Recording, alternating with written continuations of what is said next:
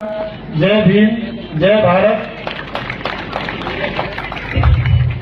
अभी मैं यहाँ से बैठा था तो मुझे एक पंक्ति याद आ रही थी बाबा साहब भीमराव अम्बेडकर जी की। उन्होंने बोला कि किसी समाज का हमें अगर आकलन करना है ना, तो वहाँ की महिलाओं की स्थिति कैसी है, वो अगर अच्छी है तो इसका मतलब वो समाज अच्छा है।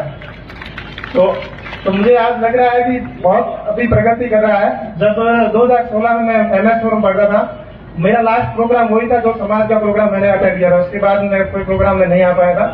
तो उसके बाद से आज जो मैं प्रगति देख रहा हूँ वो मुझे काफी अंदर से मतलब प्रसन्नता हो रही है।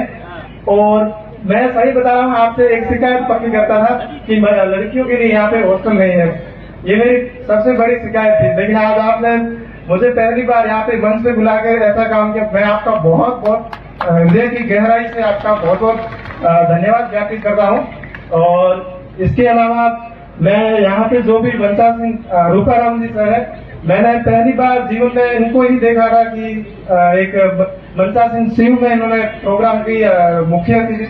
आज मुझे उनके साथ बैठने का मौका मिला और पहला ही प्रोग्राम है ये, मेरे लिए दूसरी बहुत मतलब उपलब्धि मानता हूँ। और मैं समाज को भी मतलब इनको मैं बहुत बहुत धन्यवाद ज्ञापित करता हूँ। मुझे MS फोरम ने बहुत कुछ दिया है। मेरा IAS बनने का सपना जो पहले मैं सोचता था, लेकिन उससे पहले मेरा मेडिकल में जाने का विचार था।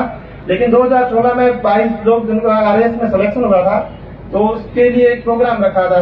और हमारे क्या नाइट में जैसे उन सब लोगों का हमारा मिलन रखा था जो MS फोरम के स्टूडेंट थे और हम जो RS थे। तो उससे क्या है, मुझे इतना कॉन्फिडेंस आ गया था कि मतलब ये कोई रॉकेट साइंस नहीं है, हम कर सकते हैं तैयारी, ऐसी कोई बड़ी बात नहीं है। तो मैंने उसी दिन मतलब ऐसे लगा था कि मैं या तो मतलब मेरा 90% चांस मैंने ये लगा दिया, मैं RAS या IAS की ही तैयारी करूंगा। जब मैं कॉलेज का एडमिशन लेके वापस आ रहे तो मेरे पापा जी ने बोला था कि तुम मेडिकल की नहीं कर रहा। तो मैंने कहा नहीं, अभी मुझे इतना कॉन्फिडेंस मेरे समाज के उन जो प्रबुद्ध लोग थे जो सेलेक्ट हो गए हैं, उन्होंने दे दिया कि मैं RAS और IAS की ही प्रिपरेशन करूंगा। तो कॉलेज के साथ साथ मैं कल्चरल एक्टिविटी जो एक्स्ट्रा करिकुलर एक्टिविटी थी उनमें काम करता था। उन्होंने मुझे बहुत कॉन्फिडेंस दिया।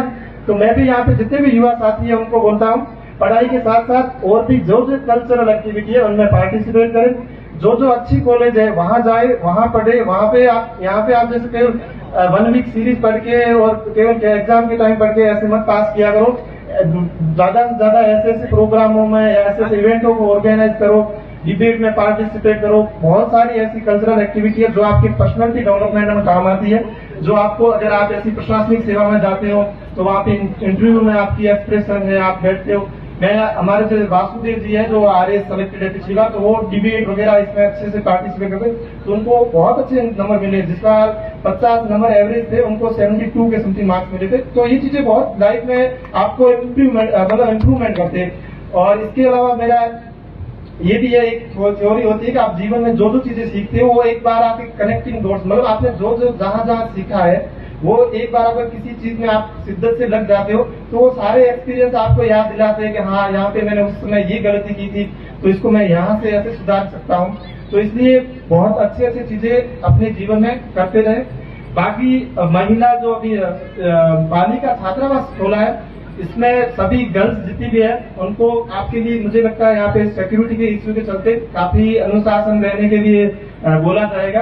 तो मैं उन सबसे मेरी बहनों से, मैं छोटी बहनों से ये विनम्र निवेदन करता हूँ कि आप आत्म अनुशासन रहे और आपकी सिक्योरिटी मतलब आपसे ही सुनिश्चित होगी। अगर आप आत्म अनुशासन रहेंगे तो सिक्योरिटी अपने आप इंश्योर होगी। तो जो भी वहाँ के नियम हो, जो भी उनके कानून हो, उनको प्रॉपर उनका पालन करें और आप उत्तरोत्तर प्रगति करें। जो हमारे MS फोरम हॉस्टल का जो लक्ष्य है कि हम आगे उत्तरोत्तर वृद्धि करें, उस पर हम खड़े उतरे, रेगुलर मेहनत करें। एक आपको मोटिवेशन के रूप में मैं एक बात कहूँ, जो मैंने भी कई एग्जाम दिए, मुझे भी बहुत फेलियर देखने को मिला। कभी डिमोरलाइज भी हुआ, डिमोटिवेट भी हुआ, लेकिन एक मन में थी कि रेगुलर मेहनत करता रहूं। और मेरे पापा जी, माता जी, इन सबका और मेरे घर के त्याग जो मुझे हमेशा याद आ रहे थे कि उनका बहुत बड़ा त्याग है। अगर मैं यहाँ से अनसक्सेसफुल होता हूँ तो ये मेरा खुद का फेल्यूर है, लेकिन मेरे पेरेंट्स ने या मेरे घर वालों ने किसी तरह के कोई भी उनकी कमी नहीं रखी। तो सबका बहुत बहुत धन्यवाद। और लास्ट में मैं यही कहना चाहूंगा कि एक तो नशे की प्रवृत्ति जो बहुत बढ़ रही है, मैं इसको अभी काफी रेडियो वगैरह देख रहा था, ऑनलाइन चल रही है। मैं अपने सभी समाज जो भी प्रबुद्धजन बैठे हैं उन सबसे विनम्र निवेदन करता हूं कि प्लीज जितना कम से कम हो नशे को बंद करो, मतलब बिल्कुल ही बंद करो, आप जितना हो सके इतना करो। मेरा सबसे यही निवेदन है।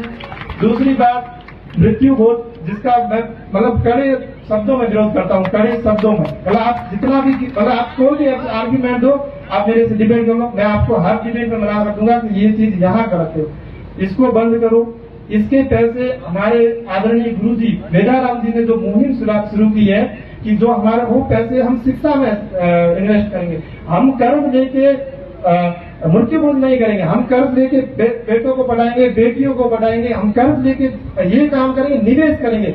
हम ऐसे बिना फालतू के फिजूल खर्ची नहीं करेंगे। हमारे समाज की मुझे पता है इकोनॉमिक कंडीशन इतनी अच्छी नहीं है, जितनी है हम उसमें भी बेहतर कर सकते हैं।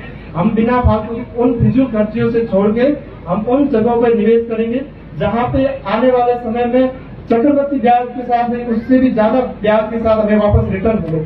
तो अंत में सभी से मेरा यही निवेदन है, जो जो पॉइंट मैंने बताया है प्लीज मेरे इस पॉइंट को ध्यान में रखना। और मेरा आप सबसे यही, और लास्ट में मैं यही कहूंगा, मेरे लायक अगर कोई काम हो तो मैं जीवन में आप हमेशा यहाँ रहूंगा। आज पहली बार बोला था तो दशरथ जी ने मुझे फोन करके बोला था, सॉरी मैंने गलती से पहली बार मना किया था।